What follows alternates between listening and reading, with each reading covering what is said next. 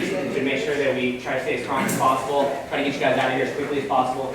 Just for all of you that like knowing, your time schedule here, I think we'll be done at 7:45. And if anybody has any questions afterwards, we will sit here all night and talk to you and answer any questions that you do have. My name is Coach Pub. Paul Publico is my full name. Most people just call me Coach Pub. That is Coach Mac. That is MacNeal, Carlsbad grad, varsity football coach at Carlsbad High School. Was one of my football coaches in high school. He coached me in Orange County at Los Alamitos High School. And 7 years ago, we started a flag football league called Friday Night Lights.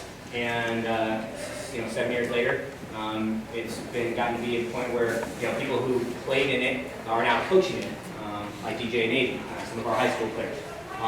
And the biggest thing about this league is we want to make sure it's the best in every respect. So if there's things that we can do better, that come up, call us, email us, help us. We want to make sure this thing is from every aspect of it. Coaches, parents, kids, we want to make sure this is first class. And we're not shy about, how you doing, sir? About feedback. So, Coach Mack, I'll give a little brief history on Coach Mack. Then I'll let him get into talking about the coach's agenda, which is in your packet. We are going to talk about everything that's in your packet tonight. Coach Mack played at San Francisco State.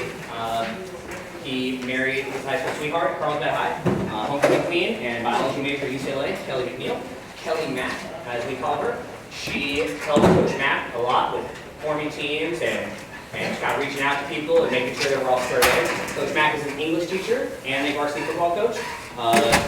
Before Coach Mack was at Carlsbad High School, he coached at Capital Valley, Los Alamitos High School, and then Lakewood High School. When he was at Lakewood, he had a really good team, and they beat schools like St. John Bosco, Mission Viejo, Servites, Bishop Amat, Long Beach Poly. He had a a lot of success there. And while he was there, I was coaching with him a little bit, and he said, "Hey, I'm going to move to Carlsbad." And I said, "We have a really good team. Why would you move?" He said, "Have you ever been to Carlsbad?" I go, "No." I took my then girlfriend to the zoo because we only agree on Jesus and animals. So I took her to the zoo and said, on our way to the San Diego Zoo, we stopped in Carlsbad for lunch. I was like, "Do you like this place?" And she said, "I do." I said, "Okay, I have a chance to move here." And so here we are. And we're trying to do something fun on Fridays for kids. We just felt like football was not going the right direction. Publicly, privately, in our own conversations, we thought there was just a lot of talk about football, and we wanted more kids playing football, period. I'm the freshman coach at Carlsbad High School, and he's a varsity coach, and we just wanted to do something where more kids in our community were playing football. We never knew it would get, what's up, Scott? How you doing, man? Good. We never knew it would get this big or anything like that. We just thought we need to have more kids playing football. Coach Max, this is my long intro. Coach Mack's first introduction to Friday Night Lights was his oldest son, Marcus, who's now a 7th grader. Marcus played kindergarten FNL in Los Alamitos when we were up there, and now, Marcus is going to be in his 13th FNL season. He's got a lot of jerseys, a lot of shorts, and it's just been fun watching. Marcus was also my ring bearer. Coach Mack's daughter was my flower girl, and we coach together and we're best friends and trying to do something positive on Friday nights for kids. So, Coach Mack, you have the floor, sir. Okay, thank you. Very kind words. And with that said, we have about 2,000 kids per season playing flag football. So, I mean, it's just, we got blessed. I think there was a need in the area, and kids are playing flag football. It's awesome. And it's fun, especially in this day and age. So, I've been very positive. And I always say that what makes it the best are you guys right here. Our league is really, really good because we got really good men, women, young men, high school players coaching our boys and girls in this league that's been very successful. So because of you guys do a great job. We want to help you do a great job. That's why we try to make ourselves extremely accessible. We try to get, at our coaching clinic, we'll have veteran coaches who've been in the league since we started that will give you a lot of insight on what they have done to be successful. So I would say take advantage of it. And between the two of us, playing a lot of football, obviously coaching a lot of football, and then getting experience with FNL, pretty good resources for you. Let's get to the agenda. How about that? Coach Publico will go over the rules. Okay, so we're going to skip that portion. And what's up, Mike? We went to high school together. Mike Pfizer played football at Carlsbad High School. Pretty good deal. Okay, so Coach will go over the rules. We're going to start with practice 1 per week. And we like to stick with that. 1 practice per week for an hour. So all the Bill Belichick's and Coach Sabins of the world, this is not the right league for you, you know. So we're going to practice once a week. That's what's great about it. I was just telling Mr. Young back there that you know, my kids, why we love FNL is our kids play other sports during the FNL season. So, and that's because you only have to practice once a week, and then the games are Friday nights. Yeah. So you have to stick with that. Okay. Recommended find your own spot and be respectful of those around you. So we're going to give you. We're going to rent out every facility we can, Carlsbad, Encinitas, San Marcos, wherever, to find you practice fields. Okay. However, it's not going to be enough. Okay, that's the reality of it. So if you have some secret spots that aren't going to disrupt other people's business, we tell you go for it. If there's a designated sport that's there already, you have to be respectful. They have it, they're probably written it out, and it's their deal. The worst is when we get calls saying your FNL group's coming up, we asked them to leave, we had soccer practice going on, and they just said we're not going to leave. And that has happened. And then we got to smooth that over with the city or whoever, apologize profusely, and then we have to call a coach and fix that. So we know that real estate in Carlsbad and surrounding cities are hard to get, but we're going to do our best to help you find places. Okay. Monday through Thursday we have Alga North State Park, open space. Here's some right there. Here's your recommended practice sites. Okay. The games mostly on Friday nights, could be some Thursdays. We told our last group approximately Coach Pub 5. Yeah, I mean, doing the math and like the 230 whatever teams we have, each team gets 8 games over a 10-week period. Based upon the field, we have Magnolia Elementary, we have Poinsettia Elementary on Thursdays, we've got Alga Norte on Fridays, Poinsettia Park with the baseball field on Fridays, blah, blah, blah. You do the math, and we're going to have the first 5 weeks of the season, the first half of the season, we're going to have some Thursday games. If most of you won't have any, there's a chance you have one. So just be flexible with us on that. Obviously, we are Friday Night Lights, I get it, but there will be some games on Thursdays with no lights, just because field space is a premium. It's hard to get. And then our 2 primary fields are Alga Norte, and most of you have been there. I'll be there on most Friday nights, that's kind of my spot. And then Poinsettia Community Park, we have a big baseball field, and we'll have access to the soccer field for the end of the night. 6 to 9. Yeah. 6 to 9. And then more fields to come as we bombard Carlsbad with flag football. Okay. Opening night is our 2-16. You'll have an 8-game season, single elimination. We don't have playoffs for the kindergarten people, but everyone else will be in the playoffs. Each team will have 1, maybe 2 week byes. It could happen any week. So if you have certain weeks that maybe you really you're going to be out of town, if you email us, sometimes we can help you with that.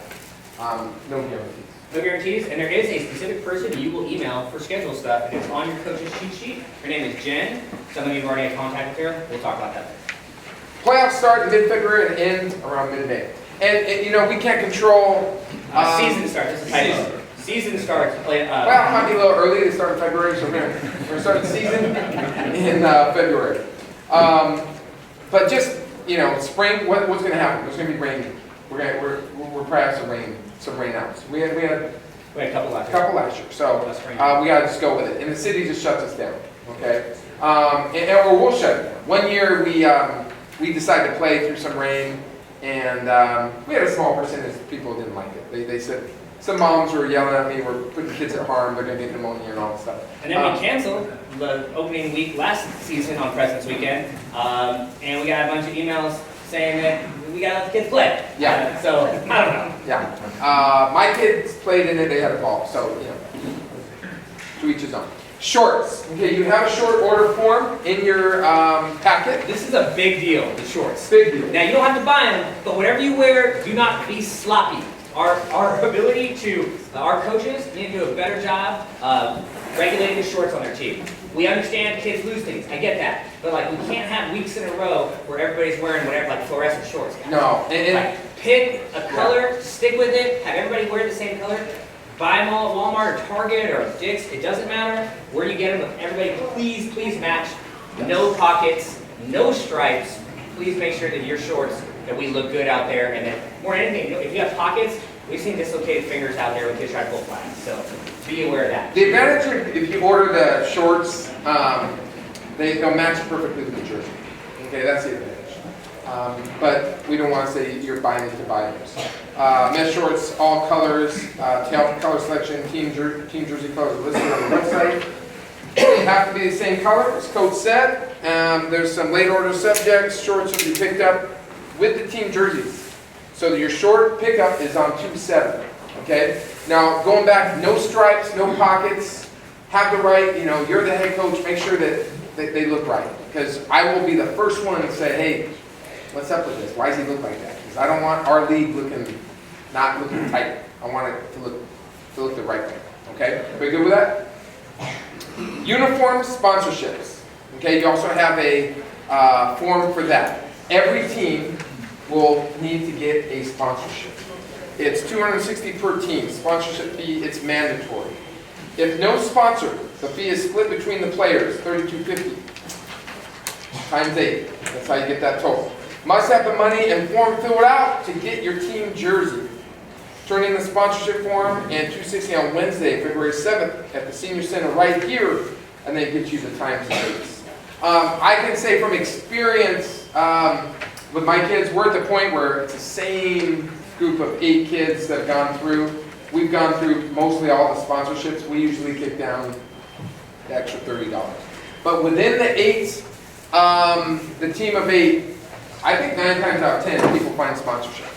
Okay. How do you actually get a sponsor? How do you get somebody to sponsor your team, Coach? Yeah, so I would go to, first thing I would do is, you know, if you have a contact of a local business, and, you know, go to that pizza place or something, and you ask Jenny who owns it, you know, hey, we're doing an F&L team.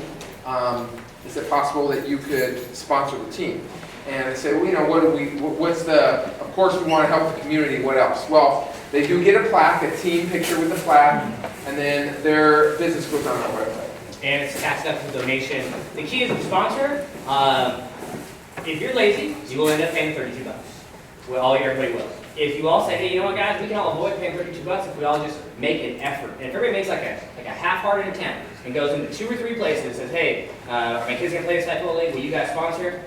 Somebody will get a sponsor. You will not have to pay the money. But if you're lazy, they'll just, you know, and when you do turn in the money, do not turn in like 8 checks for $32.50. Let's consolidate that into 1 check for $260. Millie, who will handle that, would really appreciate it. Coach.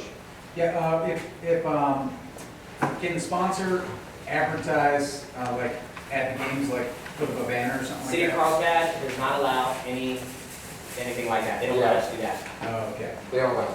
And not on the jerseys either. So it really is just a plaque, team photo, mention on the website. You don't get a name on the back of the jersey? No No, sir. No, sir. Yeah, I don't know, you know, I was gonna say, if their last names, that means place on last name. Is that what you're talking about? Like my daughter's soccer league is that, you know, the sponsor goes on that. Instead of their last name? Yeah. Oh. I don't know if anyone noticed, yeah, I don't know if I did wrong. Hey, good job opening Ken Morris. Nice. Yeah. Yeah. Never thought about it. Uniform sponsorship, so hey, the key is though to get your jerseys, you gotta have that sponsorship there. Okay, so don't mess around with that. Coaching clinic is optional. It's Wednesday, January 17th, so a week from today. Right here. Right here. We get veteran coaches to come and chalk talk for you. I've done them before. I would say if you've never coached before, and if you're a little intimidated, or if it's a second or third year or season, it's free. Some really good knowledge comes out of it. I would do it if you have the time. If you don't, you can go online and you can look up flag football plays, and you can get playbooks and play cards and posters. You can do the whole thing.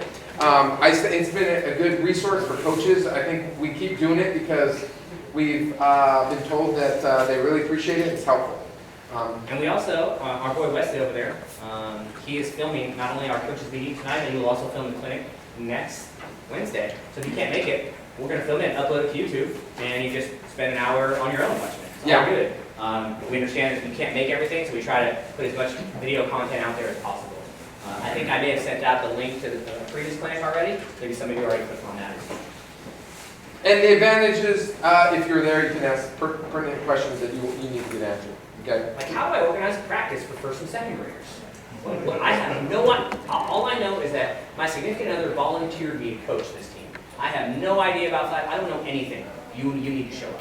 Yeah. We're going to walk you through how to form a practice, how to schedule it out, how to make sure it's organized, how to be very efficient, and how to make sure that you don't lose 6- and 7-year-olds over an hour. Because if you don't have a plan, they'll run right over it'll be you. a bad deal for you. Yeah. So I'm sure you guys know the deal. Okay.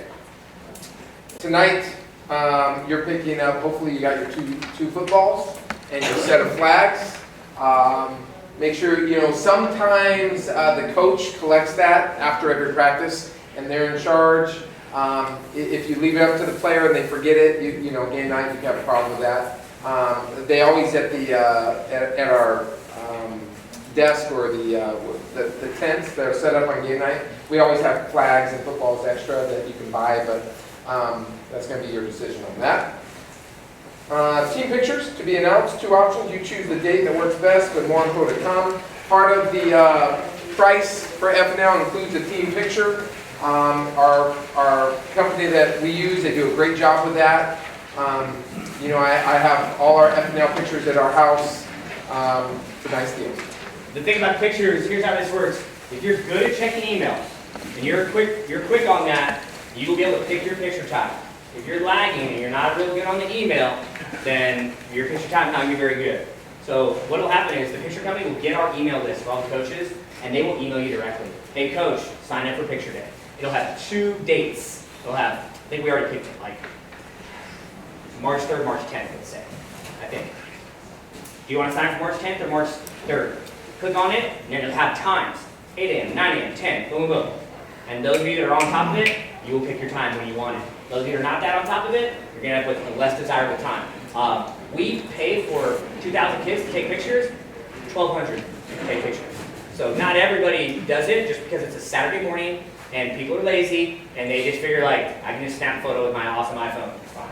But just a heads up, if you have a sponsor and you want to use a team photo on the sponsor plaque, but you can't make it a picture day, that's okay. Take a picture on your fancy phone, email it to Millie, and Millie will get it on the plaque. But for team pictures that are included in registration, it comes with like 4 wallets, a picture of your whole team, and then an individual of your player. It's kind of a cool deal, and it's a good time. Also, just a good time to hang out with some other awesome FNL coaches. That's it, gentlemen. Oh, all right. Okay. I got really good grades in high school. Sometimes I borrowed answers from friends. So I created a coach's cheat sheet. Okay. And 2018 spring season coach's to-do list. This is like your idiot's guide to be an FNL coach, basically. Once you get your roster, number 1, call and email all your parents right when you get your roster. You're going to get 2 versions of your roster. One will say preliminary, one will say final. It's intuitive. The preliminary one, just make sure you have your son or daughter or your stepson or stepdaughter on your team. Just make sure that's there. 2 days later, you get a final roster, and that'll have contact info for everybody on your team. The first roster, again, preliminary, will not have any contact information on it. It won't. You're going to get your roster, and you're going to say, Coach Pub, Coach Mac, I want to start practicing. How come I can't contact the players? Well, it says preliminary, which means it's not final. A couple days later, it's not the final roster. Once you get your final roster, you can email and call everybody. If you cannot reach a particular player, you are going to email or call us. For contact information for players, it's probably better to email. Because when we're in front of our computers then, we can log in and just shoot you a screenshot of the content info for your player. It should be on there, but just in case you need help. I would ask the parents right away, do you guys want to order shorts, or you guys all just want to buy white shorts or black shorts somewhere? It's up to you. And then obviously we talk about the shorts order form. You turn that in 14 days from tonight. Then tell the parents about the sponsor fee. Those who are proactive will be fine. Then you turn in the sponsor fee Wednesday, February 7th. If at any point there's a question, you just raise your hand and I'll see you, or just shout and we'll talk about it. Good coaches, this is what good coaches do. This is why the league, those of you who've had players in the league before and now you're coaching, hopefully this is what you're getting out of it. Everybody touches the football. It's very, very friendly to kids who aren't super coordinated. And maybe this is like their best chance to have fun. Maybe if they would have played another sport, they would have been doing something that's not that fun. If they play flag football, they can snap the ball and catch the ball. FNL is about getting kids involved, period. So good coaches give the ball to every player twice per half. Email the entire team highlighting each player. Did you see that run by Johnny last game? If you go to your back page on your coach's cheat sheet, it says, it has an example of an email from a good coach. I literally just copied and pasted this when I saw this from a coach one time. And it tells when practice is, when the next game is, who we're playing, what time, and then it has a little paragraph that highlights each player, which is really cool. That will give you some definite grace with some parents when you're taking time to notice their kid doing something that some people think is like very elementary, like snapping the football. In flag football, if that ball touches the ground, it's dead. That's 33% of your offense every series. The snaps are critical. So highlighting somebody snapping or flag pulling or throwing or catching is really, really important. So I would definitely use this. And even if sometimes you get your behind kick, it's all good. Find something nice to say about kids. It really will help. And then, it just talks, some good things about what we need help from parents. Some of you are like, hey, I need an assistant coach, or I need a veteran coach to help me. We can help you with that. With the veteran coach, you just email us, hey coach, I'm coaching 1st and 2nd, or I'm coaching 5th, 6th. Do you know a 5th and 6th grade coach has been coaching FNL for a while that will have a joint practice with me, or will scrimmage, or will spend some time with me on the phone, or will help you with a playbook? Yeah, we can help you with that. As far as assistants, I would totally, when you email your parents, I would say, hey guys, my name is Jason, I'm really looking forward to coaching your son or daughter. It's going to be an awesome season. Any of you want to help out a little bit? I just need a couple people to help me at practice. Throw some football around, help the kids learn how to pull flags, blah, blah, blah. You'll get some people. That would be my suggestion on that. Okay, we're going back to the first page. Who to contact. All right.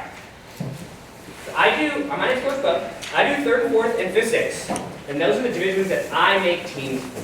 Okay, so if you have a team issue on 3rd, 4th, and 5th, 6th, you're going to email me. If you have contact, you don't have contact information for a player, email me. If it's kindergarten, 1st or 2nd or 7th and 8th, Coach Mac will be the one you email. That's coachmac@gmail.com. If you have uniform or sponsor, jersey, shorts, whatever, you're going to email Millie, fnl@gmail.com. Or call her cell's on there. And then for anything snack bar, or you want to buy like extra footballs or something, you're going to email Kelly Mack. That is Coach Mack's wife, kellymack@fnl@gmail.com. Schedule questions. That is Jen, JENNFNL@gmail.com. Some of you are like, hey, I can only do games after 3 o'clock on Fridays. That's great. We don't have any games at 3. We have games at 4. If you have a situation where you don't get out of work until 4, and you need games like after 4:30, email Jen. Once your roster comes out, and say, hey Jen, I'm the 3rd and 4th grade Texas Tech coach, and I need all my games after 4:30. And Jen will plug it in, and we'll do our best. It's not perfect, but we do our best. Do not do like crazy things like I'm really addicted to the show on Friday nights at 9 o'clock, and I need all my games at like 6 and 7. That's not going to happen, Set your DVR. It's all good, but have reasonable requests for the schedule. If you have too many schedule requests, we have too many schedule requests, none of them will be on there. It's just the math. There's only so much we can do. Referee feedback form. This is the second smartest thing we've ever done with FNL.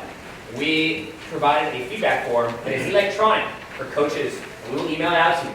And you will say that. And if you have a game and something weird happens, the referee doesn't know the rules. The referee gives the other team 4 downs. There's only 3 downs. The referee lets the other team go for 2, but actually gives them 7 points instead of 2. Something weird happens. You send this form in. Hey coach, your name, team name, division, the location and field number, who you played, and the rule in question. How was the attitude of the official, and what was the official's role? And you're just very matter of fact about what happened. Hey, I was at the game the other night. The other team had their shirts untucked the whole game, and the referee did not make them tuck their shirts in. That's a problem. If shirts are untucked and people are trying to pull flags, it's hard to pull flags. You know, just little things like that. And these referees get paid between $25 and $35 a game. Okay? I think that's pretty decent money. And we expect them to show up and referee anywhere from 3 to 6 games on a Friday night. They get free pizza, they get free stuff at the snack bar. All we do is expect them to know the rules, be professional, be on time, and have good customer service skills. Because at the end of the day, a back and forth with a coach and a referee, there is no winner. All you're doing is teaching kids it's okay to talk crap to a group. That's all you're doing. And you're not setting a good example. And the referees are human. And sometimes they will talk back too, and that's a problem too. So, if you have an issue referee-wise, anything, use this form. Do not call. Do not email. Send this form. Do not text and say, hey, and also, let's have a 24-hour rule, guys. You get home on a Friday night, you lose a close game, your parents, they love you, so they're going to say things like, hey, coach, man, you would have won the game, your referee gave it to the other team tonight. And then you start thinking like, man, you know what, they did. Wait 24 hours, and if you still feel like that, and something came up, then you know, okay? But let's not be rash, let's say on Friday. I would say that the tenor of the emails we get between 10:10 p.m. on a Friday and 12:48 a.m. on a Saturday morning, it's a little bit different than the type of emails we get 24 hours later. You know what I'm saying, guys? So let's just be reasonable about that. All right, that is it on the coach's cheat sheet. Coach Matt, are you all done, or you got one more thing to talk about? No. Let's talk about the smartest thing we've ever done. Yeah. So if you coach FNL before, you get a stack of player cards here. This is our card sheet. This is our lineup sheet. Okay. It's titled North County Pride ISU Flag Official Lineup Card. So what we want you to do is to fill this out prior to the game, and then you bring it to the game. So instead, what the coaches, if you coach like Mike every Friday, he'll come up to the tent and ask for the card. You've already given the card, you already have it filled out, you don't have to worry about it anymore. Okay? So this is what we want done, yeah? Yeah, and so you can download that and type on that, and it's awesome. And it's really simple, and we're just going to go names here.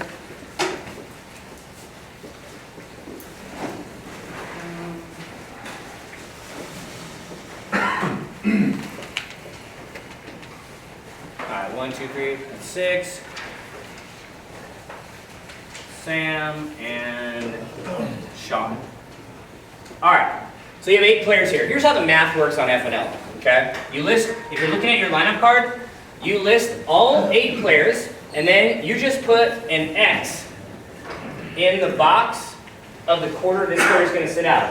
So if you want Paul and Aiden to sit out in the third quarter, you do that. If you want DJ and Mac to sit out in the second quarter, you do that. I know it's intuitive, but you'd be surprised how many scorecards the first night people don't understand how to do it. So we're trying to give you a model here, okay? This is what you do.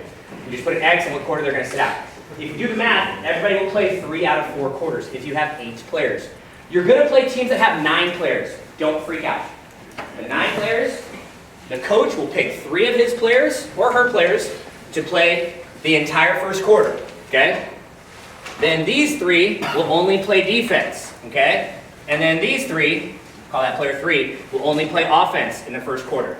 Then, in the second, third, and fourth quarter, there will only be 6 players on the field and 3 players will be off. So there is no substitutions at all in the second, third, and fourth quarter. But in the first quarter, if you have 9 players, you pick 3 to play offense, 3 to play defense, 3 to play defense, 3 to play offense, and that way everybody gets to play in the first quarter a little bit. And then moving forward, second, third, and fourth, 6 players are in, and 3 players are out. Good question. If you have 8, there's no sub. If you have 8, it's super easy. Never sub at all. No, you do sub. In the quarter? Or You never sub during the quarter. Yes, yeah. You only sub at the end of the quarter. So like in this case, Paul and Aiden are playing first, second, and fourth. Also, my son's team, we've been playing 9 for how many seasons? A lot. We would have one guy just miss a game because people's schedules, that made it pretty easy. So one out of the 9, one person just sits a game. But you're not, I think the moral of the story and thing you want to take away from tonight is there's not free substitutions. You don't just get to, oh, it's third down, let's put our best player in. No. You pick a quarter, your player sits out. Everybody sits out 1 quarter. If you have 8 players. If you have 9 players, you saw the 9-player rule. If you have 7, now we're going to do a little role play, okay? You like role play? Yep. All right. Then, all right. I'm Coach Pubb, that's Coach Mac. I just showed up on a Friday night, I'm very excited, okay? All day I've been working in my cubicle, and this is the best part of my Friday. So excited. All right, sir. Real good. All right, man. How you doing? You got your flag? I got my flag. Ready to go. Got the bell. Yeah. Fired up. Woo! Yeah. We get guys like this. Okay. Hey, I only have 7 today. So you know. We have 7? Yeah, Okay. you got. I have 8. But I got a mean 7. It's my prerogative. I can choose which of his players will sit out. A quarter. It's his job to notify us that there's only 7. He's got to tell me there's only 7. If he doesn't tell me, and I figure it out, I can at any time during the game say someone's got to sit. 9 times out of 10, and when I coach up now, I said, no problem. I didn't really care. But as the season progresses, or you know that team, or you know number 7 is a good player, you might want him to sit. Okay. So again, I think when we're getting a little, I want to be as straightforward as possible. 8 players. Everybody plays 3 quarters. Super easy. 7 players. If you do the math here, there's 4 quarters. This player's going to sit out. This player's going to sit out. This player's going to sit out. So your top 3 players can play the whole game, unless before the game you and the coach have a conversation with the ref there or not, and that coach recognizes that I have a really fast player or whatever, and says, hey, I want number 7 to sit out. Well, then now this player's going to sit out, and now these 4 players will sit out a quarter, and my 2nd, 3rd, and 4th best player can play the whole game. Most of you will not care. Most of you will get to the game and just be like, I'm so stoked, the week's over, I get to coach my kid, and this is going to be awesome. We're going to high five, and have some Capri Suns, and we're going to go to like OG's after. It's going to be cool. But some people, will enforce the 7 versus 8 player rule, especially when you get to the playoffs. In kindergarten, there's no playoffs, but in other divisions, you may want to exercise your 7 versus 8 rule. Questions now? Bob, is that right? Yeah, Bob. I had some heartburn one season. Some guy called me on the 7. I called him before the thing, and he wanted one of my players to sit out, but he ordered sat out a quarter. He wanted me to have my best player sit out the last quarter. He doesn't get to choose what quarter his players sit out. Okay. And if anything comes up, this is another thing you want to remember tonight. I know there's lots coming at you. Something you want to remember tonight is, if something weird happens in a game, find somebody with a green shirt. Or figure out who the field supervisor is. Coach Mac, Coach Pubb, there'll be Mario, there'll be John, there'll be Ryan, there'll be person X. You find that person with a green, you say, hey, who's the field supervisor tonight? Stop the game, hey ref, can you get the field supervisor? No problem. They'll get the field supervisor over there and clarify what's going on. Okay, so just know that, if you need some, especially in the beginning of the season, there's going to be some things that maybe you don't know about, which is totally fine. And so you want to say something, dude? Just this last fall, kind of noticed there was like a shortage of green shirts. We actually ran across one problem. We got worked out with the ref, but we went to go look for a green shirt, and we actually didn't have one at our field. What field were you at? I want to say it was Poinsettia, baseball. We got 3 green shirts for those 2 fields, like the soccer field and then the baseball field. So there's 3 supervisors for those 2 fields. Sometimes supervisors are coaching the game, but they know if an issue comes up, their assistant continues the game. Okay. But most of the time it's not an I issue. know most of the time it's not an issue. Yeah.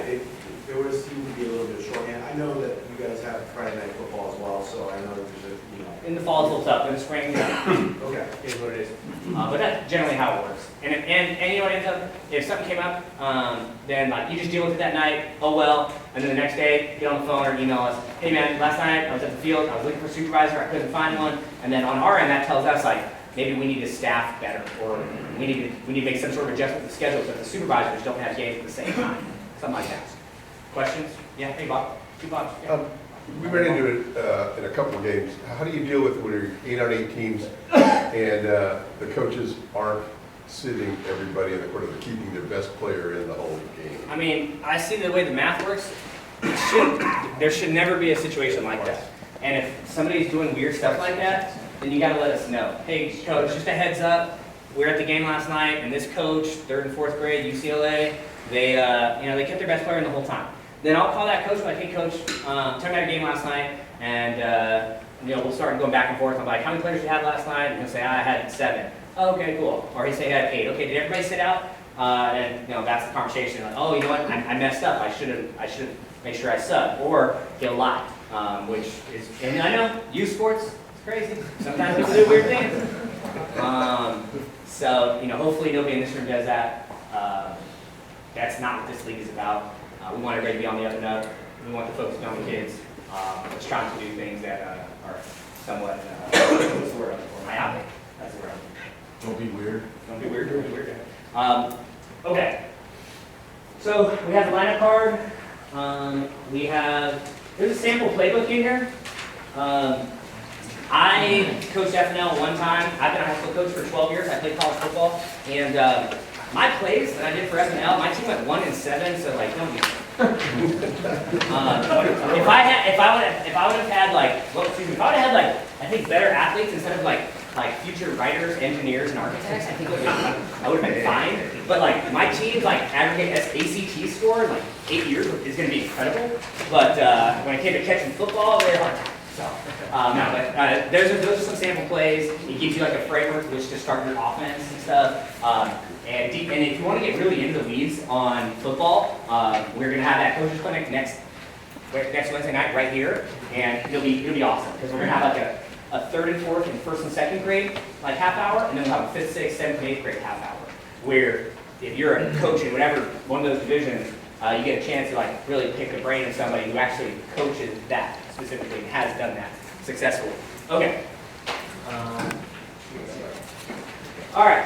Now I'm going to go over the rules. All right, 7:45. The rules, we can do this 2 ways. Super boring, and I go over everything, or I can explain it, and then we'll try to go through the things that are really important. I prefer to be a little less boring. So, let's flip this over here. Okay. I'm going to pretend like none of you know anything about FNL. This is the football field. Over here, these are the end zones, okay? Each team starts the ball on the 5-yard line. The other team has 6 players on defense. You also have 6 players on offense. You try to move your football to the end zone. You can hand off or you can throw. You get 3 plays to get to the 50-yard line, so to speak, or midfield. 3 plays to get here, and then another 3 plays. What's the maximum number of plays you can have on any drive? It's a simple question. Maximum number of plays you can have on any drive. 3 and then 3. That's right, 6. Good job, guys. Okay. Now, if you, let's say, on 3rd down, you get inside this orange area, and now your football is right there, you are in the no-run zone. You cannot hand off the football. This is the 1st down. You're within 5 yards of it. You cannot hand off the football. We don't want collisions. This is a non-contact league.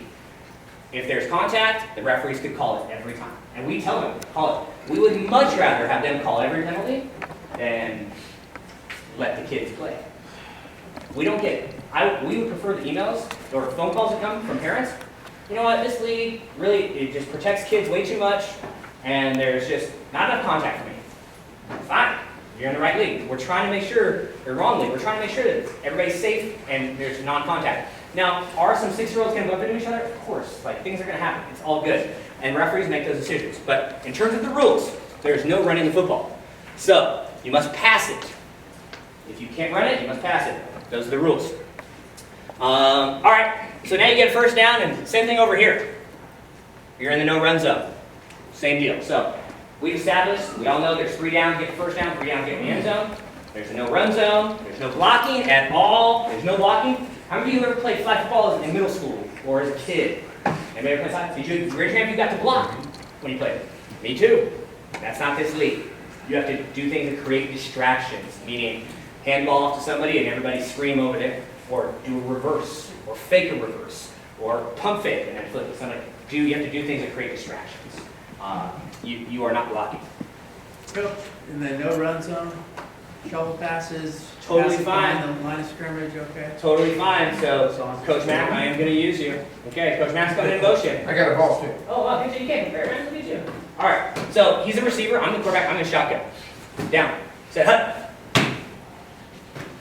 I'm in the no run zone, but I passed it forward. Even though it's behind the line of scrimmage, it's still a pass. So no lateral. All right, so let's run that back. Coach Mack, you're going to fly sweep, and then you're going to throw the ball. Down. Set hut. Boom. Dude's got the football. He's behind me. He can throw it. Can he run it? No. Absolutely not. But we can absolutely toss it, or I can do a double pass. Here we go. Down. Set hut. What must he do now? He has to throw it. No, not in the no run zone. That was a backwards pass. Oh, okay. You have to have a forward pass in the no run zone. So by no running, you just mean no running past the line of scrimmage then? You can still pass it and hand it off behind the line of scrimmage, but nothing. past the Again. line. Yep, here we go, here we go. We're going to go a little brick fly shuttle. Here we go. Down. Set. Hut. It's a forward pass, guys. It's a forward pass. The ball left my hand. It wasn't a handoff. It left my hand. It was a pass. Jay. Same thing if it's underhand, that exact same, Here we go. you're still gonna allow that? Down. Set hut. Backwards, underhand, doesn't matter. So anything forward is Anything forward. Coach with the beard. Yes. Are you allowed to do play action? Yeah. Yeah. Yeah. Here we go. Because you're throwing, so. Yeah. Okay. All right. We're gonna go chill that like we're in Pop Warner. Here we go. Down. Throw that Set. pop on. Down. Set. Hut. Boom. If we were in the no run zone, no, stay back there. Easy. Play action. Easy. Play action. Easy. Easy. Down. Set. Hut. delay. All right. If we're in the no run zone, what does that dude have to do now? All right. If we're not in the no run zone, we're back to Pop Warner teammates here. Down. Set. Hut. We're not in the no run zone. He can run or pass it now, whatever he wants to do. And so, if you guys remember playing schoolyard or street football, that was your play, right? Put your best player running back, down, set hut, get to him, boom. Now he can run or pass. We got 3 questions here. We're gonna start with that, Michael. Nope, right there. Oh, Jeff. Hey, last season, a couple of the refs didn't know that shuttle pass rule. It's true, and that's how we're meeting with them next Monday. I mean, we lost a game, a really close game, because he said that we didn't cross the line of scrimmage on the pass. I'm not trying to minimize your 3rd and 4th grade loss. No, I'm not. That was sincere. I'm not. But you wanted to, you probably did. You shot us an email on that, and that's why. No, we didn't know it either. We thought he was right and we were wrong, and then the next game, it went the other way. By the end of the season, was it ironed out? We didn't win that game. Touche. Moral of the story, you got to send the feedback form on that. We are really, we're going to do some different things about referees. We think they're really good, but we think there's a better way to train them. So that's one of our things we want to do. Coach. From the defense perspective, once you have a backwards pass, it's fair game for everybody to rush in, all right? Yes, sir. Yes, sir. We're going to do it. Here we go. Here we go. All right, you're on defense. Stand up. You're 7 yards away, coach. You're the 7-yard. You're all defense, or the defender that's going to rush. Okay, here we go. You're going to chill. Here we go. Down. Set. Hut. Boom. Pull my flag. It's a sack. Boom. All right, here we go. I only have 7 seconds to move. Okay, here we go. Down. Set. Hut. Ball leaves my hand. Now you can go. Tom, you can go. Rob, you can go. Anybody can cross the line of scrimmage once the ball leaves my hand. Okay, we're gonna do that again one more time. Coach, you gotta do one more rush. Okay. Yeah, if you're cramping, just foam roll out. You'll be fine. All right, here we go. Down. Set. Hut. Come on, Tom. We need you, Tom. Go, Tom. Go, Tom. Boom. There he goes. There's your edge defender. Sure. Now everybody's coming. Okay, does that make sense? Yep. All right. So, Do most defense, sorry, 2 count is that what you said, his delay needs to be straight? No delay. The Straight in. 7-yard rusher, ball snap, go. Where is the delay coming? There's I no was just like, oh, if it's close or odds, just wait like 2 seconds or. Anybody else up in front of that 7-yard has to wait until the ball leaves him before they can cross the line. For all you visual learners out there, we're gonna go mock one here. Scott, Michael, Paul, Tom, you guys are all on defense. Stand up. Come on, guys. Come on. All right, and then coach, pass rusher, and then coach, you're gonna play free. We're gonna have you in the free safety. With your legs crossed, you're doing great back there. Yeah, you're perfect. You're the free safety. You gotta stand up a little bit. All right, you're gonna snap to me, Bob. Here we go. Down. Set. Hut. Who can cross? Only the rusher, right? Ball leaves my hand. Now what? Everybody. Hand off. Lateral. Doesn't matter. You guys can line up wherever you want. Scott Hamill's an excellent teacher. You see what I did right there? What did I do? Model. And I mean, engage. Yeah, hands up. What's up, man? I think we use. And do you think you can catch it if I throw it to you, would you catch it? Yeah. I'm not going to throw it. What's up, man? If you have the QB has 7 seconds to actually release the ball. Good. So, Yeah, good. Here we go. My pass rusher, you're up again. Here we go. Down. Set. Hut. I'm much faster than you. You can't get me. And in 7 seconds, it's over, no matter what. Even if I try to run away, the referee will just go, whistle, loss of down. It's not a penalty, it's just loss of down. It turns into second down. Bob, Yeah. what can you do in a second? 7 seconds. Sometimes it's 7 seconds, sometimes A long 7 seconds? Yeah. Is there any standardization with the refs? I mean, some of them call it out, which is really cool. Yeah. Other guys, it's like, oh, it's been 7 seconds. I think that our goal is to make our referees not robots, but have the same mechanics, stay in the same place, and do everything similarly, and that's kind of what we want to get to. Thomas, or Rob. Forward pass, or pass only zone. Forward pass can be completed behind the line of And scrimmage. that's what we modeled a few minutes ago, correct? Okay. They can be cross line scrimmage or behind line scrimmage, doesn't matter. Yeah, doesn't matter. Michael? I've seen a couple refs, and it's great, for the subset, they go, they're doing their arm, they're doing something, so all the parents know, hey, he's doing the 7-second count, so maybe it's something to tell all your refs. Preaching to the choir on that. Yep. Did I read if you pitch it and the guy's potentially going to throw it, he doesn't have a second. Here we go. Pass rusher. Here we go. Down. Set. Hut. I have 7 seconds. I give it to him. There's no more 7 seconds. Free ball. 7 seconds are over. You can run around. Because everybody can go in. Because everybody can do it. That's correct. Great job, man. I don't know if we plan on getting the sack it tonight, but I just love it. So it's actually 7 seconds. So yeah, the quarterback can only evade for 7 seconds. If you don't rush someone, it's still 7 seconds. Yeah, You want to could have- drop 8? We drop 6. 6. In high school football, you can drop 8. I was thinking about that. Bring down rush, drop an 8, start to throw. All right, we're gonna go Bob Sherman, we're gonna go over here, then we're gonna go to Bob. 7-yard rushing rule.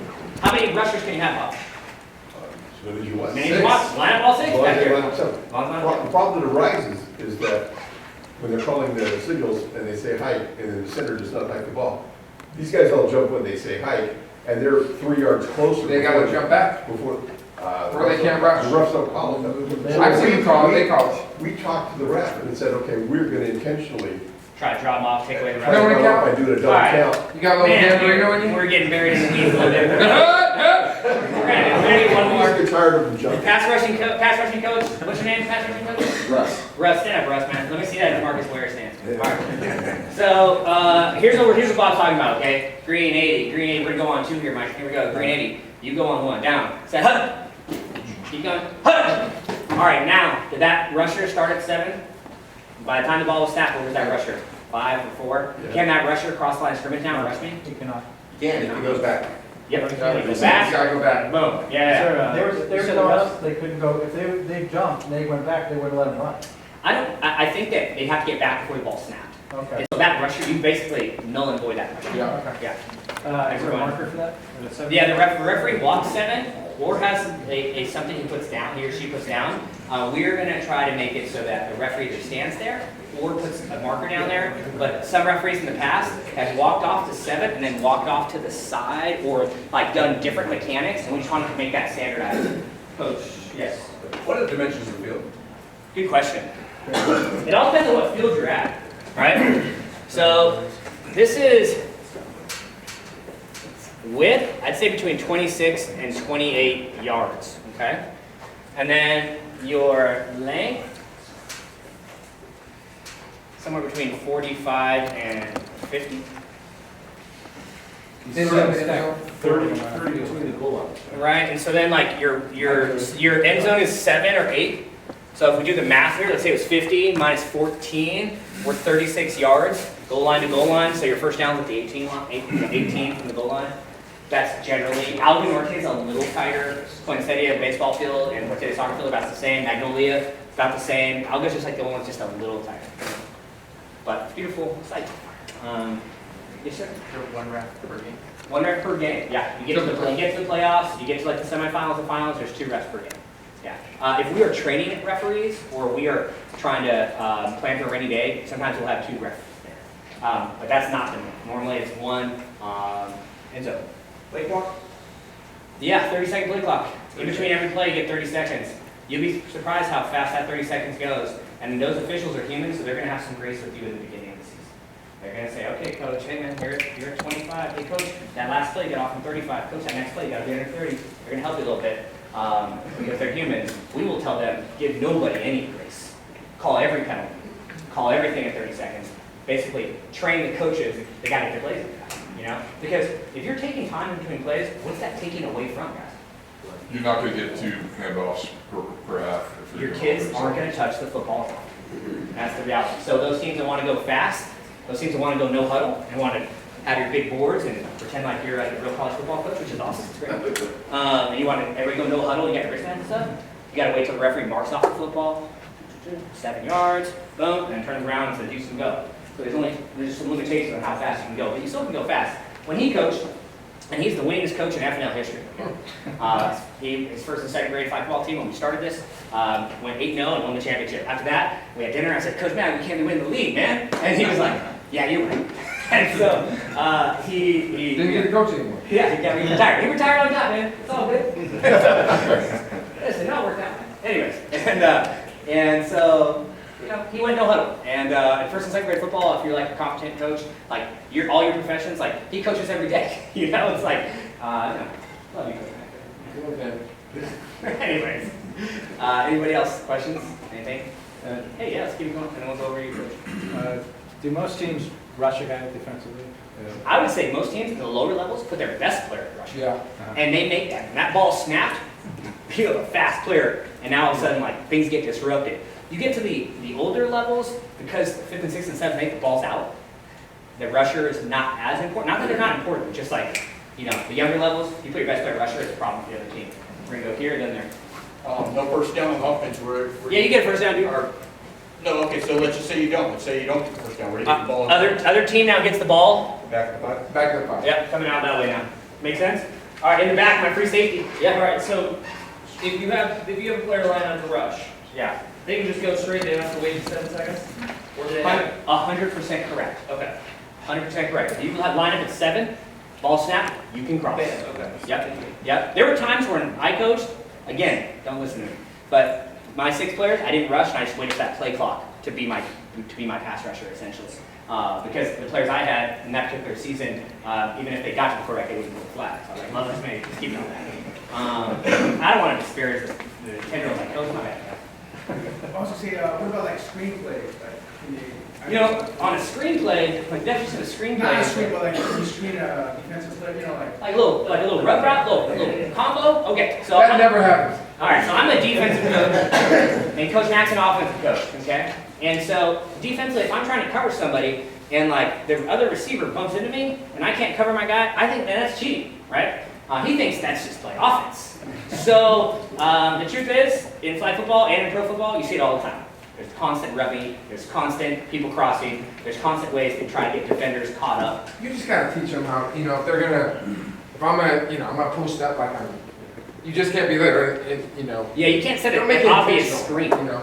The referees will call that, you know. They will. If the referee feels it's a screen, period, they will call it. I mean, they will call it. So to answer your question, if they feel like the movement or the design of the play is intentionally to interfere with the defender, they'll call that. Another thing, Coach Massini, we have our pass rusher, Russ, right? Ross, excuse me. You're gonna snap it to me, Coach Massini, and then you're gonna get in his way as you go to run your pattern. Okay, down.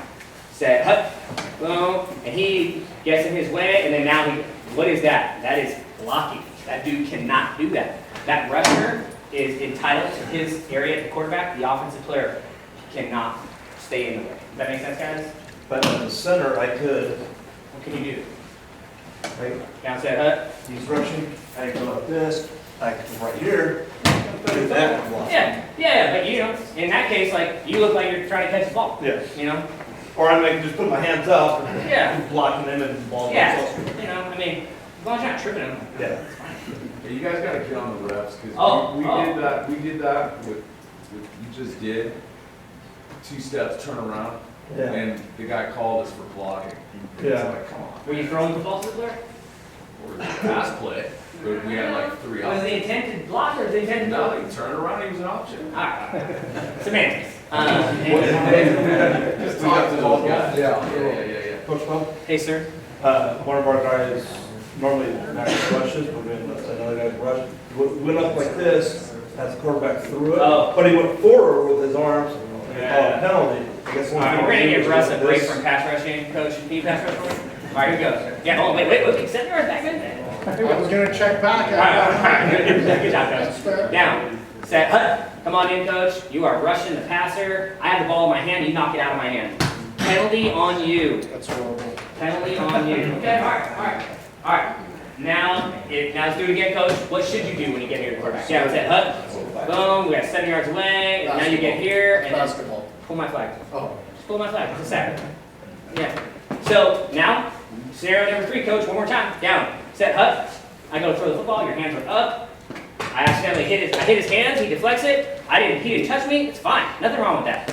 Nothing wrong with that. The dude can, or the female player can put their hands up, knock the ball down, it's all good. When they get close to the quarterback though, you can't knock the ball out of the quarterback's hands. You can pull the flag though. So, does that make sense? A little bit of distinction there? Yes, guys. Teach them to pull the flag, not to try to bat it. And what happens when you tell a 7-year-old, I want you to rush the passer, and when the quarterback has the ball, I want you to jump and try to knock the ball? What happens? Everybody ready? Pump fake. Quarterback runs, right? And your player's over there. Like, oh, man, why did I tell that player to do that? So you try to keep their players, try to say, don't jump, and when you get close, pull the flag. You know, no problem running there with your hands up. No problem. You get close, now we gotta pull the flag. Questions, comments, concerns? I feel like we are getting bogged down on this. Just on that, so even if it's a running play, there's no fumble, ball, Correct. ball. You cannot strip the football. Yeah, they'll actually call a penalty on you if you try to strip the football. Coach. Do you identify the rusher every time, or can it be different rushers? Yeah, you can have, I mean, yeah, you can line up all 6 players at 7 yards and just yell out a number, or like, Captain Crunch, and that means like the 2 outside guys are coming, right? And then the other 4 going back, or whatever. You don't have to, you know, but if you line up and you notice, Scott, Tom, Hoff, and Michael, you guys are all up, you guys are all defenders, and I see Russ, and I see Coach right here with boots, Coach with boots. I see them all at 7 yards, I know they're all up here, I know who the 2 rushers are, you know, for the most part. Questions? Hey, Coach, real quick. Yeah. You said each player touches the ball twice. I mean, we want you to. Like, if you're the quarterback, you want him to take a running play too? So, good question about the quarterback. How do you manage quarterbacks? I think you should teach everybody the skills. In practice, you should have stations. And we'll get into that next week, but everybody should learn how to throw. Everybody should learn how to catch. Everybody should flag pull. Everybody should snap. You get to the game, you pick your 2 best or 3 best, maybe, quarterbacks, and you let them play quarterbacks the whole time. Because if you have 6 quarterbacks, it's not going to go well. You need to pick 1 or 2, 3 to handle the football, and they're the ones that are getting the snaps because they're not going to drop it. You know, so that's how I would approach it. Don't feel like everybody has to play quarterback. Don't feel like everybody has to play center. Don't feel like everybody has to play receiver. But if you have a kid who's not one of your better players, you put him at receiver, and he or she doesn't touch the football for like the first 6 plays, make sure like every 7th play that player's touching the football. Get that player in motion, give him the football. Get that player at tailback. Tell everybody to go deep. Give the ball to them, let them run. Like, let that player have some success. Put him at the center. Have him snap it, have him turn around, flip it to him. Do something to get that player involved, period. Because when a 7-year-old checks out in a flag football game, everybody can tell. Like they're eating snacks on the side. I mean, they're laying down on the ground. You got to keep them engaged. Keep them engaged. The best coaches I've seen have a parent keep notes. Hey, has player X, how many times has player X touched the ball today? At halftime, they're going to say, oh man, this player touched the ball 4 times. This player touched the ball once. Oh man, we got to do that. We got to get that ball. Does that make sense, guys? And if you do that, at the end of the season, your players that start off down here are better. And in F&L, you can't hide players. You have to sub. Nobody can play the whole game. So the better your worst players get, the better your team gets. Your good players are going to stay good, but if you can improve the players that are kind of marginal and get them to be adequate, that's pretty big advantage. All right, so that's like the basics of the basics of FNL. We have a no run zone. We have 3 downs to get a first down. We have 3 downs to get in the end zone. What happens when you score? It's a great question. Okay, so if you want to go for 1, you get the ball at the 5-yard line and you're going for 1 point. So after you score, like you're gonna be fist pumping, you're real excited, you know. But the rest of it, hey coach, 1 or 2, 1 or 2, and you're gonna say. And then, so you get the ball right here, and you're on the 5-yard line. So what does that mean? Pass only. You guys are sharp. All right. If you hold up 2, we're 1 for 2. We're 1 for 2. You're back here. You're on the 12-yard line. What does that mean? You can run a go pass. Now you can do the play where it's down to the butt, put the ball by best player. Do your thing, best player.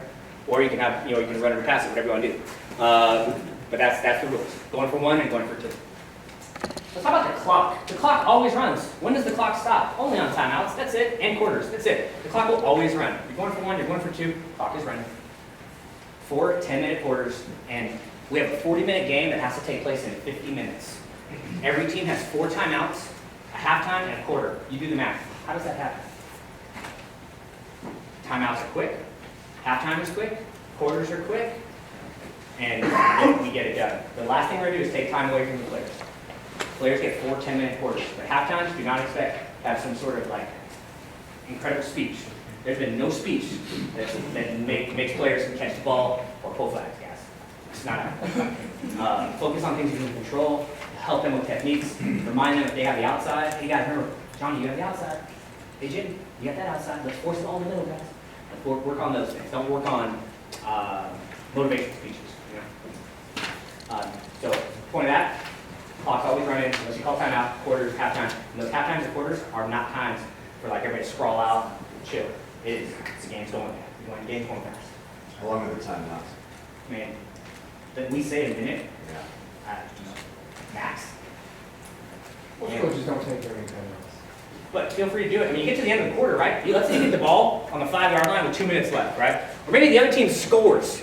The other team scores with 2 minutes left. I would call your timeouts. I call them both. I call one right after they scored because now they're going for 2 and they're just going to 30 seconds to come off the clock. Now you're going to get the ball in a minute and a half. I call that timeout, and then I call the timeout after first down. And just think about using your timeout to do this. That make sense, guys? Anyway, How much do you get? 2 timeouts per half. Yeah. 2 timeouts per half. Questions, comments, concerns? All right. What makes a good FNL coach? Forget the football part. Same thing makes a great husband. Communication, guys. Come on now. We're great communicators. What do we do? We communicate effectively. We text message, we email, we call, we make sure that everybody knows what's going on. And if you have practice on Thursday at 4 o'clock, make sure you're reminding everybody on Monday. Send that group email. Hey guys, reminder, practice on Thursday at 4 o'clock. We're going to get everybody to be there by 3:50. We're going to be done at 5 o'clock. Please be on time. Here's some reminders. Blah, blah, blah.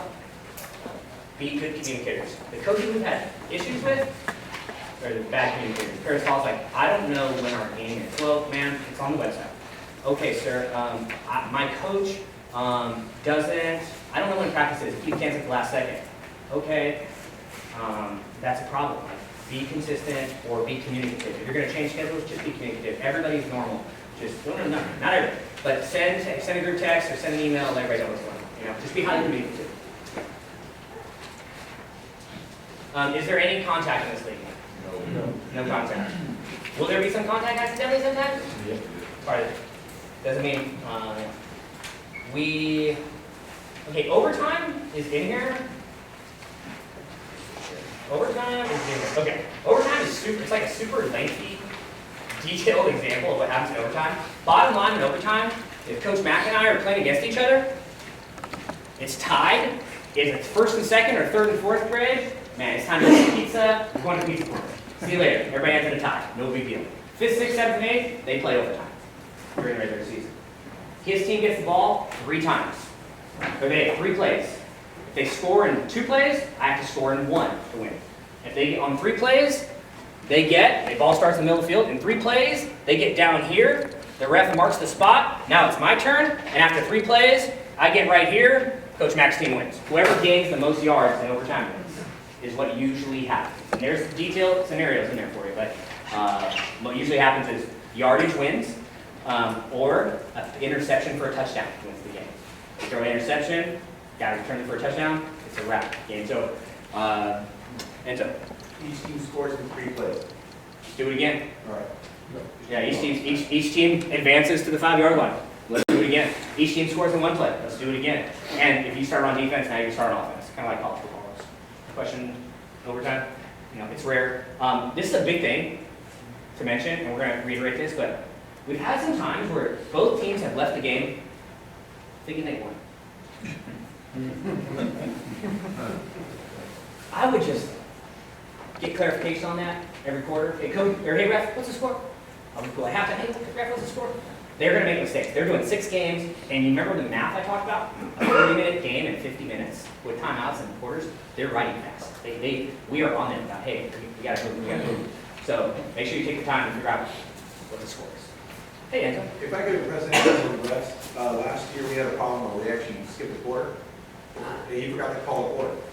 And the net effect is that 2 players sat out for an entire half, and therefore only got to play half the game, the sudden got all screwed up, and people were upset.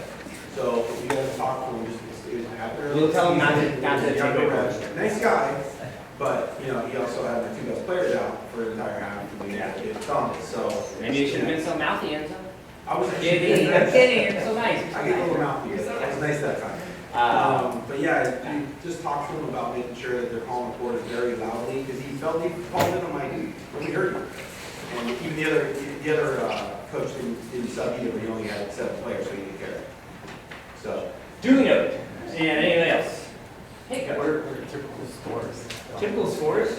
Oh, I mean, most games are like 18 to 12, 13 to 6. You know, I mean, if you're doing no huddle, there's more possessions, so there's more points. But I mean, you know, here's what it is. Coaches on the field? Coaches on the field in 1st and 2nd and 3rd and 4th grade, absolutely. You can be in the field on the huddle. In 5th and 6th grade and 7th and 8th, most coaches bring the whole team to the sideline and just do the huddle on the sideline. Or they have the wristbands, or they just yell things out, whatever you guys want to do. But 1st and 2nd grade and 3rd and 4th grade, you can absolutely be on the field. Every once in a while, a coach will affect a play by accidentally touching the football on defense. It's super rare. The ref would probably call it. So just try not to play defense when you're out. Positioning with those younger boys, I mean, with the girls, whatever, I mean, you can just move them wherever you like as a coach. I mean, It's super common for in 1st and 2nd grade and 3rd and 4th, hey buddy, you got the right side. And push them over. Right there. Right there. And you're going to be back here. The whole 30-second play box that could be coaching. It's fine. It's fine. Yeah. Everybody sign a waiver. If everything goes wrong, you only have 4 kids show up. Can you grab a 5th play and just with the forfeit say 100%. Yeah, that's a really good point. There's going to be some weekends, like President's Weekend, we start, right? There's going to be some weekends, not everybody has the same spring break around here. There's going to be some weekends where you may be, instead of having 8 players, you're going to have 5 or 6. No problem. Just show up to the game. If you only have 4, coach, hey coach, we only have 4, you guys have 8. Let's borrow a couple players from your team. Let's play. At the end of the day, what do the kids want to do? They just want to play. They don't care. We can still play and not forfeit at 6, though, right? 5. We're 5. 5. If you have 5 out of your 8 players, the game counts. And there was a team with 5 that went to the championship one year. Just all depends on which 5 you have. You don't have 5 scores.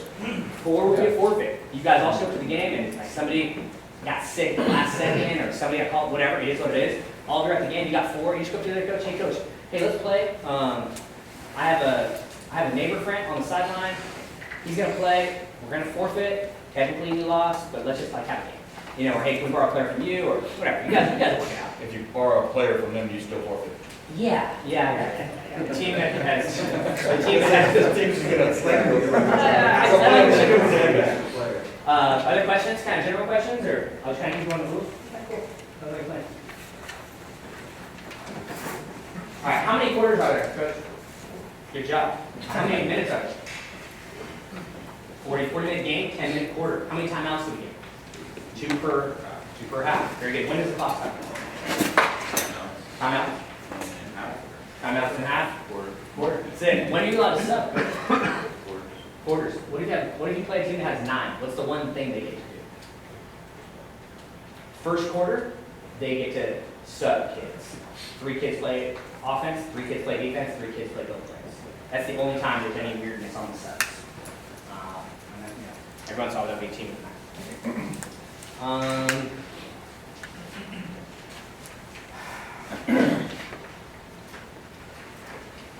Are there any kickoffs or punts in FNL? Nope. What do you do after you score a touchdown? What happens? 1 or 2. Very good. 1 or 2. 1 or 2. Does everybody have to wear a mouthpiece, or can you play without a mouthpiece? Have to wear a mouthpiece. If you do not have a mouthpiece, then the referee will send the player out of the game. You need to play with 5 if the player has a mouthpiece. Good to know that you guys sell them under 10. We can't do is forget them. We all, we always have mouthpieces for sale at the 10. Absolutely. Yeah. And they're a great deal. They're not a great deal. They're not a great deal. Buy extra. It's a great deal for us. Gatorade, water at most snack bars, ice at most snack bars. Almost every snack bar is going to have ice. The injuries in FNL are super rare. Coach Matt's kid was like, his kid was involved in a collision last season. Both players at the same team going for the football. Ambulance came, first time ever in FNL. Happened to be his kid. His kid was fine, the other kid was fine, but obviously we want to make sure everybody's safe. And so there was an issue, and ambulance came, and it was fine. But nonetheless, like their collisions can happen for sure. Definitely want to wear a mouthpiece all the time. You can buy those soft helmets too. You can find those. You don't have to wear them, but you can. With our 7-on-7 in the summer that we do for high school, most of the kids wear those soft helmets just to protect themselves. The playoffs. Kindergarten, your season's over after you play 8 games. By the end of that 8 games, you'll be thankful. The playoffs for first and second, all the way up to 8th grade, single elimination tournament. We put all the teams in the tournament, and at the end, there's only 1 team left. Just typical single elimination. The season will go February till probably Memorial Weekend. There's probably going to be some rain out. It could go into June a little bit, but for the most part, we've always been done by the first week of June or before Memorial Weekend. You stretching? No, I have a question. Yeah. You guys posted the scores all year long, except for in the playoffs. Yeah. You think we should post the scores in the playoffs? I honestly, I was personally just truly intrigued because we got destroyed by the team that won it all. And I just wanted to see how much they scored every single time. Yeah. Okay. You know what? I think so too. I think so too. It's just, by that point, we're just scrambling, man. Like, it's like who won? They're moving on. Like, it is so hard. It is just so hard. Yeah. But I agree. If you guys could do it, it'd be cool to see. Yeah, for sure. If you ever win by more than 40, or you lose by more than 40, you will never know. In the standings, it will say 40-0, even though you got beat 70-0 or whatever, which could happen. If you happen to beat somebody by a lot because you are doing a bad job, setting a bad example, and you're running up on some 3rd grade football team, congratulations to you. But no, in reality, if for whatever reason there is a disparity larger than 40 points, we always stop it at 40. You're not going to see us 70-0 score. Hey, buddy. And so you're leading the league. I got a lot of questions. Yeah. First team, all question. On the kindergarten side. Yeah. No score. No score in kindergarten. No score. But obviously there's advantages to some teams over others. At the end of the season, if you have 2 teams that are kind of standing out, and you know you're going to boat race whatever teams you're going to play. In kindergarten? No, I'm asking. You're talking kindergarten? Yeah. Okay. Can we call you and have you schedule, shuffle a schedule to have those 2 teams meet at the end of the season? I guess. Yeah, sure. Oh, only because there's you get to the point where it's like. Are you coaching kindergarten this spring? I got kindergarten and 5th grade. Yes, they're pretty advanced kids, huh? You're already planning for your dynasty? Congratulations, then, though. Thank you. My wife, she's the GM. She doesn't know. Yeah, I guess. No, but I'm serious. We had a couple of teams that obviously the kids are learning. It was their first. Yeah, I don't know how you know you boat race if there's no score, is it? And everybody's a winner in kindergarten. No, I know. You know what I mean. Not really. No. I'm always playing initial kindergarten, their 3rd or 4th season, and there were some teams that. Hey, man, you know how we are. Email us, us, if there's a particular team you'd like to play in kindergarten. We can set up. A lot of the other coaches. Yeah. Hey, and then think about the schedule, and this is a good segue. And I'd like to thank you for asking the questions here, just moving this along. So if you have a schedule issue, like let's say you know you're traveling for work March 9th. You just know, like, man, I can't have a game. And the schedule comes out, and you have a game March 9th. What do? You email Jen, you say, hey Jen, I have a game March 9th. I really need to get out of it. What do? She'll say, email the other coach, call the other coach, see if that coach will postpone the game, or switch with another coach and play 2 games on March 2nd instead of March 9th. You rearrange the schedule. Scenario B, hey, I have my wife's 50th birthday party, my wife's 38th birthday party on Friday night, and my game right at the time of the party. What can I do? You're gonna call the other coach. Hey, coach, would you mind moving our game up a little bit? Coach says yes. Boom. Then you start calling around the other coaches. Say, hey, you guys play at, Oklahoma State and Oklahoma play at 5 o'clock. Can we switch with you guys? And if they get the green light, then you guys just switch. You just email Jen, and boom, boom, boom, boom. She puts it online. So you guys can manipulate your schedule, but you have to do the legwork. That's the answer to that. Hey, Coach. How rigged is the team selection? Rigged. Because so I've you're never done leading the this witness before. here. Enzo's done it, he already knows his kindergarten team's running the whole thing. How rigged is this whole thing? It's really not. I mean, so we let kids play with, that's the advantage of it now. You get to play with your friends. What we've done to try to stop that is put the teams that we know through our experiences in tougher leagues. And then we do a reshuffle halfway through the season. We see an 0-8 team. We're not going to have them play 8 or 6-0. We're going to match up at 0-6 versus a 1-5. That's the best we can do. We're not going to start all-star leagues. We've talked about it. It's going to happen. There's going to be, his team's been together for 5 years. So there are teams that have played for 5 years. Yeah, he's never won the championship since I coached him in the first 1-2, but he loves playing with his friends. Yeah. But we don't want rigged teams. We don't want all-star kindergarten teams and stuff like that. It goes by. Yeah, she's a good GM. I like her to recruit some kids across the high school, but we're trying not to do that. Yeah, I mean, the short answer is, yeah, some teams have played together since they were in 1st grade and now they're in 8th grade, and the parents let those kids coach themselves now. The parents just sit there and drink water all the time. One question, I know they do it by the age categories. 2 seasons ago, my son's 7-18 played a team that had a kid that was 6'5 and a half, 220. He was on my freshman football team this year. And holy crap. He was a freshman. The game was over before it started. This wasn't quite 6'5 and a half, but he's a big kid. He's a large kid, yeah. But he wasn't physically, they were doing jump balls to him, and that's a tough matchup. So, I think a big question is, how do we put teams in conferences? Do we go by grade? Do we go by skill level? Well, you guys all rated your players, okay? And because you guys are all honest, you all put honest assessments about your players. And all the moms and dads, they rate their players. So your player is 3rd grade, and you had a choice between above average athletic ability, excellent athletic ability, average, or below average. And we ran the numbers the other day. We were kind of forming teams, and out of 2,000 kids, there was only 20 below average kids. It's amazing here in Carlsbad. The genes in Carlsbad. Yeah, on the spot there. You're a math teacher, right? No, okay, all right. But you've taken math. Yeah, I have. And you know about the bell curve thing. How does that work with 20 kids in the... I don't know. Yeah, it doesn't work so good. So we form teams based on how parents rate themselves, which is not great. But then we also look at what grade your players in. And let's say your team, and this is a suggestion from a veteran coach, it's when you're looking at conferences and ranking teams, you should do some sort of number system where 6th, 3rd, and 4th graders and two fourth graders add up to 3.3 cumulative grades. And so we have that. We also have historical. We have an algorithm historical data. If Jason's coached before, Jason's in our system, and if Jason's ever had more than 5 or 6 wins any season, his name automatically comes up.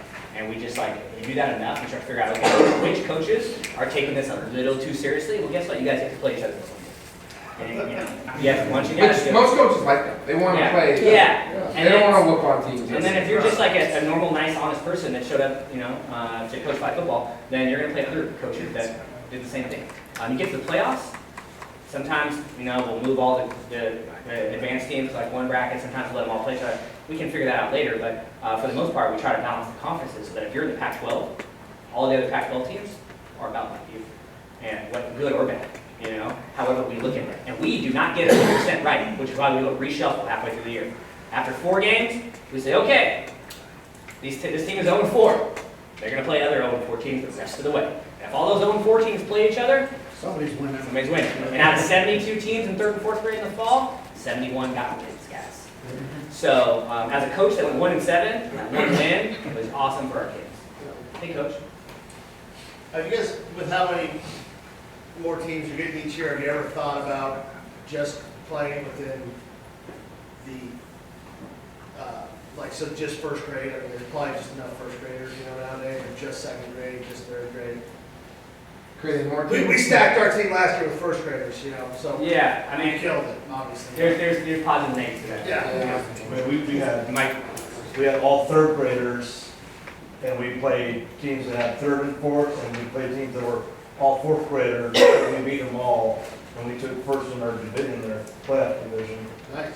It was all 3rd grade. So, you know, again, it comes down to like which players you have. Down to the coaching and the players and all these. So you're going to assign players. It sounds like all these guys have teams picked except me. Not at all.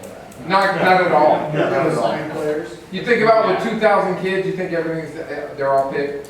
Not at all. We match them up. I don't want to get too invasive here, but what zip code do you live in? 92009. Okay, so we're going to look for other people who In live in that 92009 and or go to your player's school. We will try to. Oh, really? We'll try to. Oh, yeah. If you don't have any requests, we will try to just say, Zip okay. code, school. Yeah, what zip code do you live in? What school does your player go to? We will try to form teams based on that. Now, does it always work? No. But if you're 92009, say you're at La Costa Heights, right? I just made that up. Like, we'll try to make sure that there's other kids on that team that go to surrounding schools or La Costa Heights. You know, it's hard to do. It takes a lot of time. We are still working on it right now. The teams are like 97% done, but they're just, you know, it's a lot of moving pieces. Assuming after the meeting, did all lay your fears, because I was in your boat last year. Same with me. Real quick, before we close up, because we're getting close, right, Coach Buck? Is like the most important thing to me. Our coaches make the league, okay? You guys are the ones who make the league. Please be positive with your players. You'd be amazed, like, you know, inappropriate language, not acceptable with little kids. Yelling and getting angry and volatile with kids, not appropriate. I'm going to use Coach Thomas in the back. Coach Thomas has played college football. He's coached college football. I've seen him coach FNL for many seasons. He's never loses his control. He's always positive with players. Win or lose. I don't know if have you ever won a championship? No. But it's the perspective. It's the right perspective, okay? If you get a call from him or from me, that's not a good deal. You don't want to get that phone call where I'm going to have to reprimand him. It's just embarrassing. It's embarrassing to you. It's embarrassing to your players. You can control your parents. You can control your kids.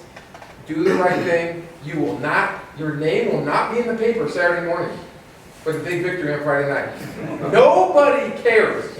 Nobody cares. I just want you to know that. Nobody cares. They're going to remember this 1-17. They're going to remember how that Coach Pub, he was so fun.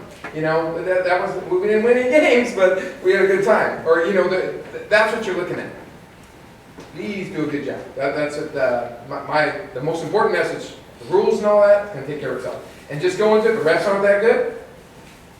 Don't blame the refs. Blame yourself. Don't put the game on the refs. Message to your players.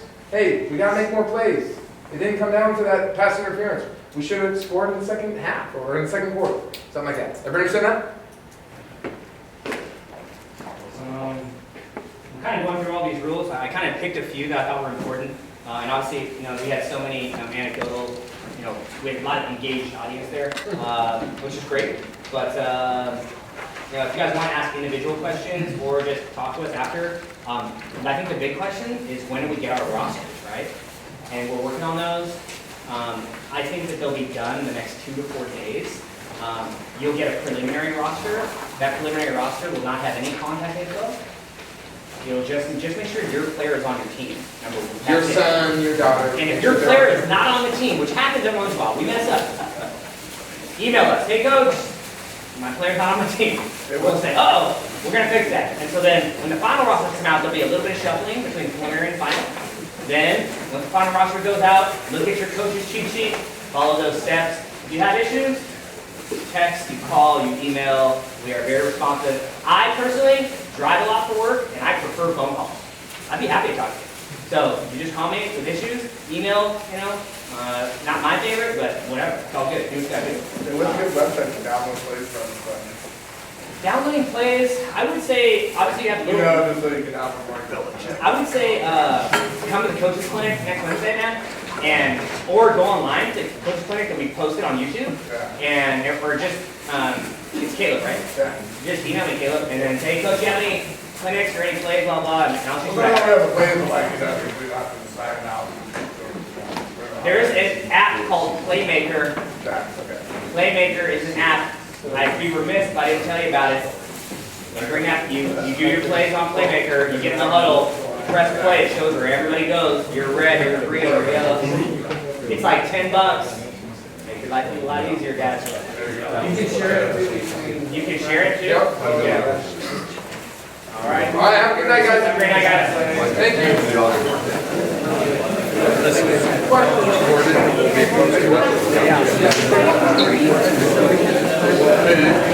you.